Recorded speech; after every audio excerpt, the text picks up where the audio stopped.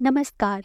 मैं मीनाक्षी हूँ और मैं अपने चैनल पर आपका स्वागत करती हूँ। दोस्तों, ईश्वर की योजना में गरीब और हारे हुए जीवन के लिए कोई जगह नहीं है, क्योंकि ईश्वर ने तो इस दुनिया में समृद्धि का अपार भंडार भर दिया है। प्रकृति ने इस दुनिया को प्रचुरता और वरदानों से भर दिया है। सारी गड़बड़ी इंसान की है, जो सबको समृद्धि का आनंद नहीं लेने देता है। इंसान ईश्वर के बनाए गए नियमों में अज्ञानतावश हस्तक्षेप करता है। वह जैसे तैसे इस धरती पर अपने दिन काटता है, जबकि उसके चारों तरफ न सिर्फ समृद्धि है बल्कि बहुत प्रचुर मात्रा में है। यह सब इंसान को मिल सकता है, बशर्ते कि वह दान करे। विचार, धन, अपना समय या किसी भी रूप में वह दूसरे इंसान की मदद करे। कहा भी गया है कि जब हम पृथ्वी की तरफ एक दाना गिराते हैं तो पृथ्वी हमें लहलहाती फसल के रूप में वह दाना लौटाती है। अतः 100 हाथों से अगर कमाते हैं तो 1000 हाथों से हमें दान करना चाहिए, ज़रूरतमंदों की मदद करनी चाहिए और बदले में प्रकृति हमें उससे कहीं ज़्यादा वापस करती है। स्वामी बुद्ध के मुख से ये अमृत ज्ञान लगातार एक महिला के कानों में जा रहे थे, जो गौतम बुद्ध के पास अपनी परेशानियों का हल ढूंढने आई थी। यह स्त्री कुछ समय पहले तक काफी अमीर थी। वह निश्चिंत थी कि उसका भविष्य सुरक्षित है और इसी विश्वास में उसने अपना धन गलत जगहों पर खर्च करना शुरू कर दिया। धीरे धीरे उसकी सारी जमा पूंजी खत्म हो गई। सौभाग्य से उसके पास अपना खुद का घर था, इसलिए उसके सिर पर छत तो थी, लेकिन उसकी आमदनी खत्म हो गई थी। इससे वह बहुत परेशान थी। इन शब्दों को सुनकर उसका मन और भी बेचैन होने लगा और वह वहीं बैठकर सभा खत्म होने का इंतजार करने लगी। जब धीरे धीरे सारे भक्त चले गए, तब वह स्त्री गौतम बुद्ध के पास आई और अपनी परेशानी उनसे बताने लगी। उसने कहा कि मैं अब बहुत गरीब हो चुकी हूँ। मेरी हालत इतनी खराब है कि मुझे खाने के भी लाले पड़ रहे हैं। मेरे पास खाने पीने का सामान खरीदने तक के पैसे नहीं हैं। आपको शायद यकीन नहीं होगा, इस समय मेरे पास किचन में केवल ब्रेड के आखिरी 2 स्लाइस बचे हैं। आज वह भी खत्म हो जाएगा। मेरी समझ में कुछ भी नहीं आ रहा है आचार्य। आखिर मैं इस गरीबी से कैसे छुटकारा पाऊं? गौतम बुद्ध ने उसकी बात सुनी और आंख मूंद कर उन्होंने कुछ देर बाद कहा, तुम्हारे साथ दिक्कत यह है कि तुम भूखे मरने के बारे में सोच रही हो, जबकि ईश्वर ने हर चीज प्रचुरता में दी है। तुम देने के बजाय लेने के बारे में सोच रही हो, जबकि तुम्हारी स्थिति से उबरने का तरीका है देना, देना और देना। और अच्छी तरह बात को समझाने के लिए उन्होंने स्त्री को एक कहानी सुनाई, जो इस प्रकार थी। एक गांव में पंडित देवदत्त नाम के एक वैद्य थे। वे बहुत ही दयालु, सरल, सीधे सादे इंसान थे, जो श्री कृष्ण के अनन्य भक्त भी थे। बहुत अधिक धन की चाह उन्हें कभी नहीं थी, बल्कि वे इस बात पर यकीन करते थे कि किस्मत से ज्यादा और समय से पहले किसी को कुछ नहीं मिलता। अर्थात उनकी किस्मत में जितना मिलना होगा वह मिल ही जाएगा। अतः वे रोज अपनी दुकान में समय पर बैठते और ठीक रात्रि 8 बजे दुकान बंद कर देते।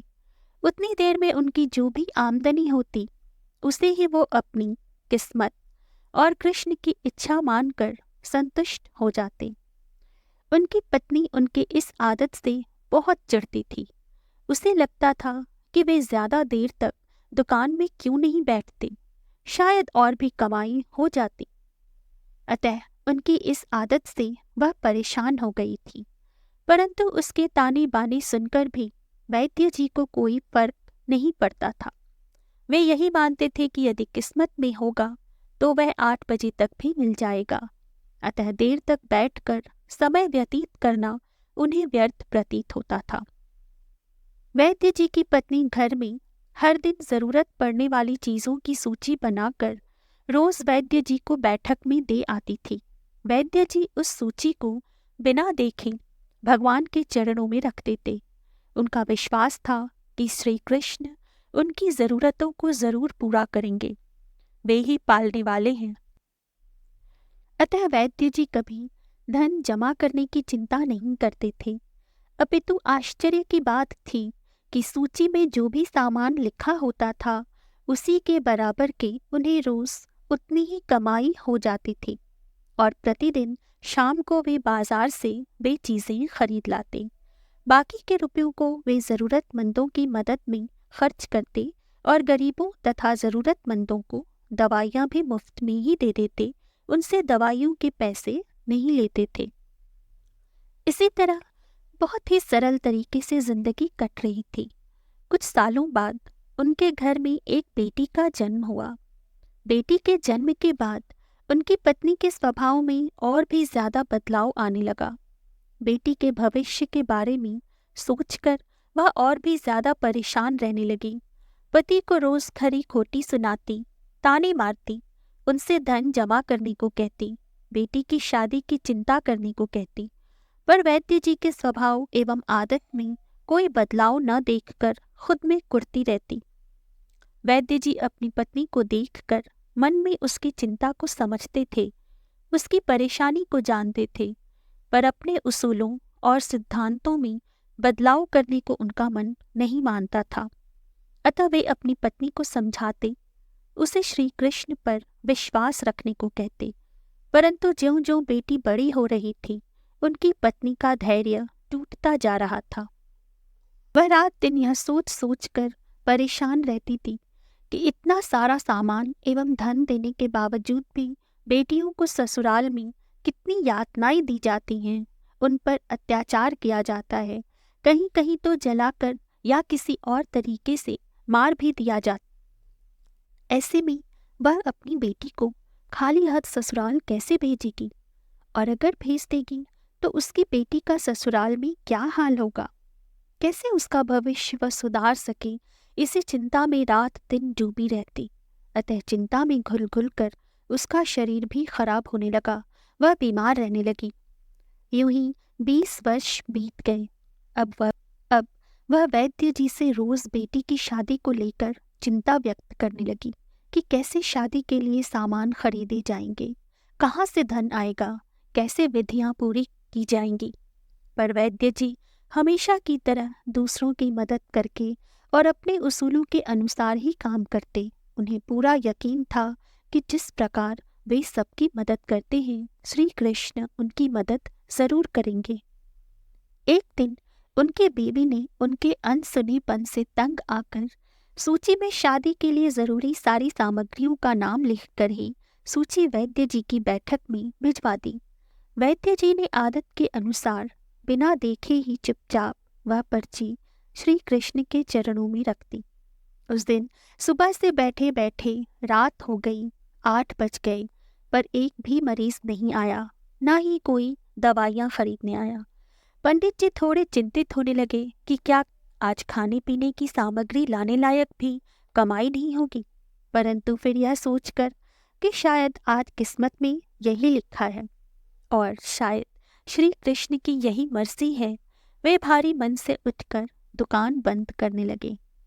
जैसे ही वे कपाट की तरफ बढ़े, एक बहुत ही सुंदर सौम्य पुरुष उनकी तरफ आता दिखाई दिया। उस पुरुष ने बहुत ही सुंदर पोशाक पहन रखी थी और देखने में वह बहुत ही धनी मालूम पड़ता था। वह लगभग हाँफता हुआ वैद्य जी के पास आया और उन्हें नमस्कार किया। उस पुरुष के पीछे पीछे एक बहुत बड़ी गाड़ी भी आई और आकर दरवाजे पर ही रुक गई। उसमें से 2 काम करने वाले मजदूर निकले और उस पुरुष की आज्ञा पाकर गाड़ी में से सामान उतारने लगे। वैद्य जी अभी तक आश्चर्यचकित थे कि आखिर ये हो क्या रहा था। गाड़ी में से एक फर्नीचर, सुंदर कपड़ों, साड़ियों, मेवों से भरे बड़े बड़े बक्से उतर रहे थे। उन्हें अभी तक समझ नहीं आया था कि यह सुंदर पुरुष कौन है और वह यह सब सामान उनके घर के सामने क्यों उतरवा रहा था। तभी वह पुरुष स्वयं उनके एकदम पास आ गया और कहने लगा, देवदत्त जी, आपको शायद याद नहीं होगा, बहुत सालों पहले की बात है, करीब 20-22 वर्ष पहले की। तब मैं इसी शहर में रहा करता था, यहाँ से काफी दूर। मेरी पत्नी तब गर्भवती थी। कुछ ही दिनों में वह बच्चे को जन्म देने वाली थी, परंतु उसके कुछ ही समय पहले अचानक वह बीमार पड़ गई, जिसकी वजह से वह लगातार अस्वस्थ होती जा रही थी। बहुत सारे डॉक्टर, वैद्य को दिखाने के बाद भी उसकी हालत में सुधार नहीं हो रहा था। मैं लगभग हिम्मत हार चुका था कि एक दिन किसी ने मुझे आपके बारे में बताया। आपका पता पूछते पूछते मैं यहाँ आया तो आप तभी दुकान बंद कर रहे थे। मेरे कहने पर कि दवा चाहिए, आपने दवा तो दे दी, पर आपने कहा कि मैं 8 बजे के बाद मरीज नहीं देखता या दवा नहीं देता, तो आपने मुझसे कई बार कहने पर भी दवा के पैसे नहीं लिए। जब मैं आपसे दवा ले रहा था, उसी वक्त ऊपर से दाई ने आकर आपको खबर दी कि आपकी पत्नी ने बेटी को जन्म दिया है और आप तुरंत ऊपर चले गए। आपकी छोटी दुकान की खस्ता हालत देखकर मुझे पूरा यकीन था कि जब इतने बड़े बड़े डॉक्टर्स और महंगी महंगी दवाइयाँ मेरी पत्नी का इलाज नहीं कर पाई, तो यह मुफ्त की दवाई और छोटी सी दुकान में बैठने वाले वैद्य की दवाई से भला क्या चमत्कार हो जाएगा।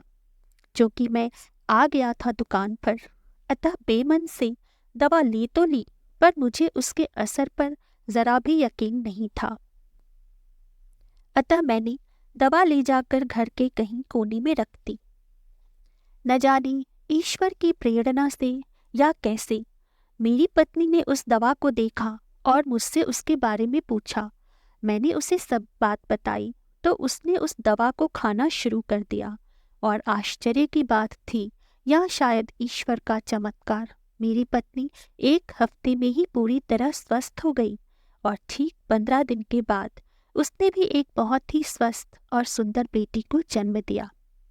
उसके स्वस्थ होने और मेरी स्त्री के भी बेटी के जन्म से मुझे आपके घर में भी बेटी के जन्म की याद आई। अतः उसी दिन से मैंने और मेरी पत्नी ने संकल्प कर लिया कि अब से हम अपनी बेटी के लिए जो कुछ भी संचित करेंगे उतना ही और वही आपकी बेटी के लिए भी करेंगे। 1 महीने में मेरी बेटी की शादी है। मुझे लगा कि अब आपकी बेटी की भी शादी का समय आ गया है, तो मुझे इस ऋण से मुक्त हो जाना चाहिए। अतः यह सब आपकी बेटी के लिए है। कृपया इसे स्वीकार करें और मुझे तथा मेरी पत्नी को इस महाऋण से मुक्त कर। वैद्य जी को अभी भी सब कुछ सपने जैसा प्रतीत हो रहा था। उन्हें समझ में नहीं आ रहा था कि यह सब क्या हो रहा है। आश्चर्य और किंकर्तव्य विमूढ़ता की स्थिति में वे ऊपर गए और अपनी स्त्री से सारी बात बताई। उनकी स्त्री को सब समझ आ गया और पहली बार उसे अपने पति के उसूलों, सिद्धांतों और श्री कृष्ण के प्रति अटूट आस्था पर श्रद्धा उमड़ आई। आज उसे एहसास हुआ कि वह कितनी गलत थी, जो अपने पति को हमेशा ताने मारा करती थी, खरी खोटी सुनाती थी, परंतु उसके सरल हृदय पति ने उसे कभी पलटकर जवाब नहीं दिया और अपनी आस्था तथा भलाई के मार्ग पर हमेशा अटल रहे।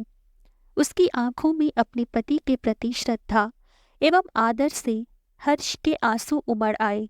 उसी भाव से वह अत्यंत प्रेम से अपने पति के हृदय से लग गई। पंडित जी और आश्चर्य में डूब गए और पूछने लगे, अरे भाई, तुम्हें क्या हो गया? आखिर यह सब क्या है?